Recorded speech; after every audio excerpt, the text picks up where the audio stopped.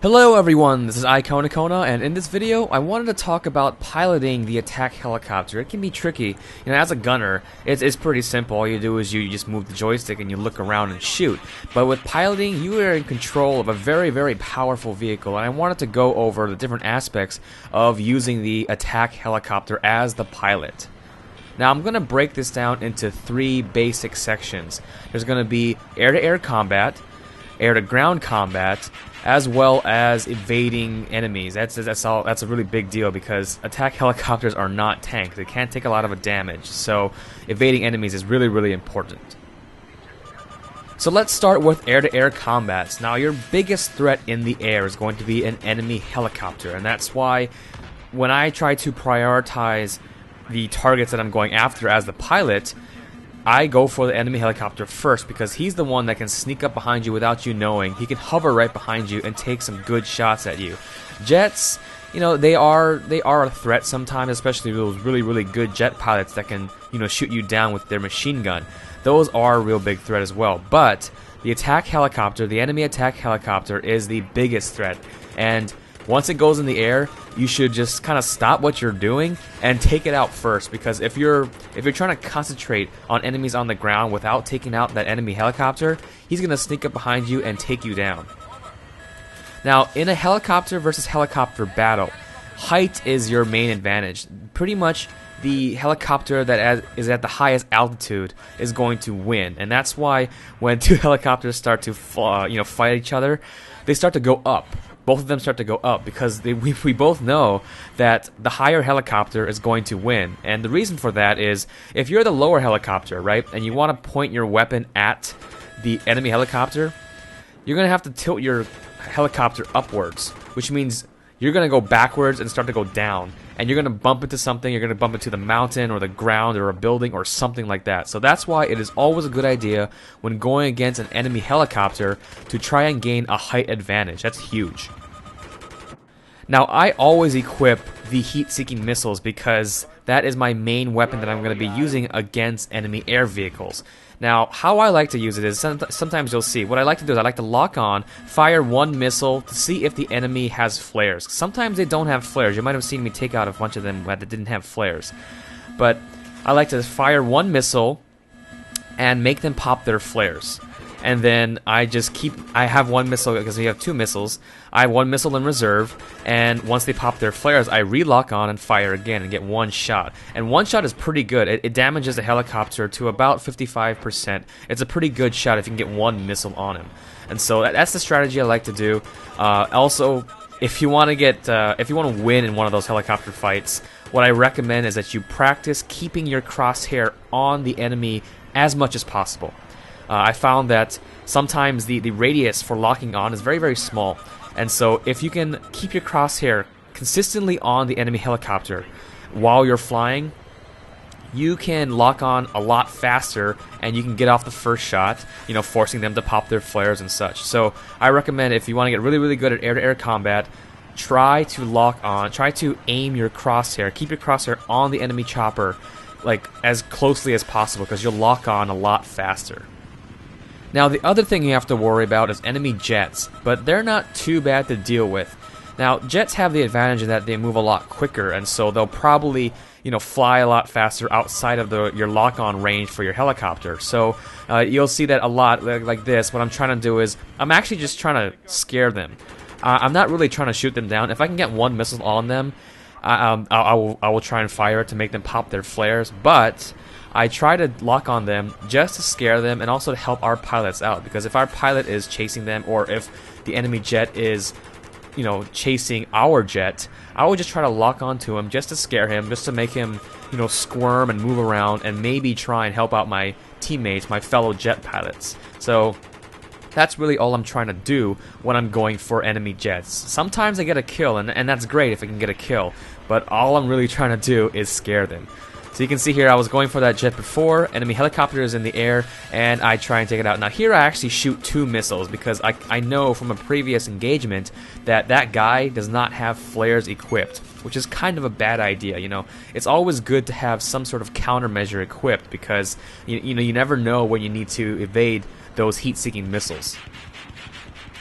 So now I want to go into air-to-ground combat, and this is where it gets really, really fun in the attack helicopter, because paired with a gunner, especially a gunner that you can actually talk to, you guys are just going to own everyone on the ground. It is just so much fun to be able to fly above everyone, take out tanks, infantry, vehicles, all that kind of stuff, because you have a height advantage. Sometimes tanks, they can't get their main gun to shoot at you, and so you have a huge advantage over them, and you can just completely own the other enemy team with a good gunner. Now, since you are in control of a vehicle that is able to fly and hover, I suggest you try and take advantage of that by spotting a lot. Spotting is a really, really important part of this game, and especially when you're in a helicopter where it's moving really fast, spotting can really help your gunner as well, because sometimes your gunner, he has a limited field of view, he can't see as much, and he has to turn his turret and such, so spotting for your gunner is also really important. So your primary weapon is going to be the rockets, the unguided rockets. You can earn guided rockets later on, and I've tried them. They're actually pretty good. By the way, I have all the unlocks for the helicopter. Still have to get used to the TV guided missile. But anyway, as the pilot, you're going to have 14 rockets, and those are going to be your main weapons for taking out enemy vehicles. They sort of work against infantry if you're really good at them, but they're mainly for taking out vehicles. And you're going to have to fly around in order to get used to where the rockets actually land, because the rockets don't actually go where the crosshair is pointing. You notice that in the middle of the screen, there's a regular crosshair, right? The one that's shaped like a cross with a dot in the center. That's your heading. That's where your vehicle is pointing. But that's not where your rockets are going to go, because the helicopter can move in so many directions. You see that vertical line, that vertical crosshair that's constantly moving, that's kind of sort of near the middle? In the middle of that vertical line is where the rockets are supposed to go, and it changes depending on how you're moving. So, if you're strafing and such, it's going to move a little bit to the side because it's going to adjust itself for strafing. Now, I personally don't really use that because I found out that sometimes it just isn't right. It doesn't point in the right direction wherever I shoot. So what I like to do is I have 14 rockets. I shoot one rocket just to get my general aim, just to see where that first rocket goes. Then once I know that, I correct for it a little bit, and then I just hold down the trigger and unleash the rest of my rockets, the rest of the 13 rockets if possible. I try to put out as many rockets as I can on a strafe run.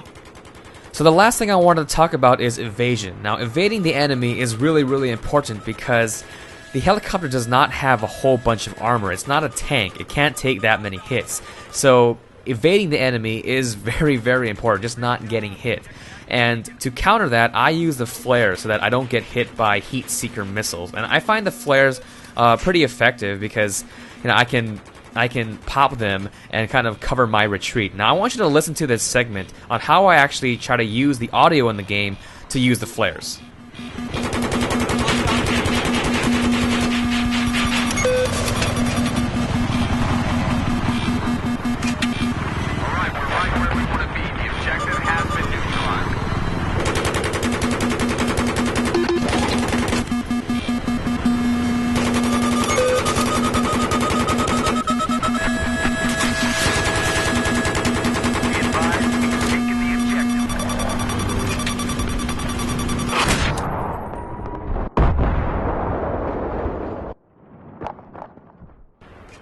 So you can see how useful it is to use the game's audio to your advantage when you're flying the helicopter. There's a lot of audio cues that I hope you guys picked up in that last segment that told me, well, what is actually happening. You notice that I wasn't really panicking too much when I was getting locked on or someone had a good lock on me. I kind of trained myself to kind of ignore that kind of stuff. The only real threat, especially when you're dealing with flares, the threat comes when the missile is in the air, and that's when the tone, the alert tone, turns into that very, very high-pitched noise. With the EMC jammer, it's a little bit different. You actually have to activate the EMC jammer before you get fired on, so you don't use it like the flares do. But I kind of like the flares, and so that's why I'm used to hearing those three distinct tones and only popping the flares when I hear that last tone, because that last tone means that the missile is in the air and it's coming towards me. Now, unfortunately, I died because I didn't have the flares reloaded. It takes about 10 seconds for the flares to reload after you use them. So I should have used that 10 seconds to try and get away, but I was in the middle of that fight with that helicopter, and I was already high in the air. That means the guy on the ground got a solid lock on me, and it got a good shot on me. But ideally, what I should have done was try and use that 10 seconds to get away, because I knew that my flares was not reloaded. It takes about 10 seconds for them to reload. And that's why when you have a gunner and you try and plan out who's gonna, have what upgrades, I recommend you both go with flares, or you go with some kind of like countermeasure like EMC jammer and flares or something like that. If you both have some sort of countermeasure, you can coordinate when to pop them. Like, what I like to do is I like to pop them first, and I'll tell my gunner, hey, I popped my flares. That way, if we get locked on immediately again from someone else, he can pop his flares, and it takes 10 seconds for mine to reload, and by the time we get locked on for a third time, I have my flares ready to go again. And so using dual flares with a gunner can be super effective, and you can stay in the air for pretty much the entire match. Now, flying low or flying close to objects and buildings and such is really, really important as a pilot, and you should try to build up as much confidence as possible when you do this kind of stuff. You don't want to really panic and bump into things.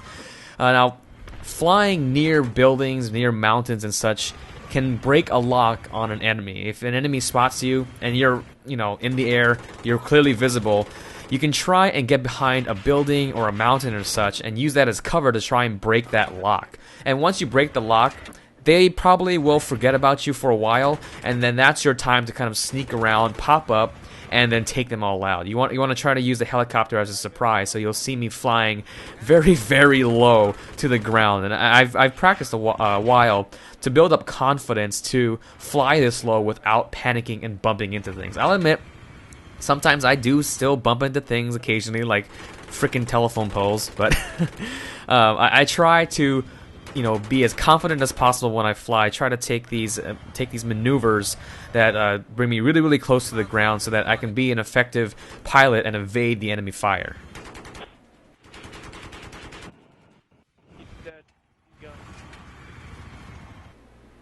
So that's today's video. Hopefully you learned a few things about flying helicopters in Battlefield 3. Here's some other videos you may have missed. On the top, I talk about the new dog tags available for Battlefield 3. You have to buy them, but there's some pretty cool dog tags.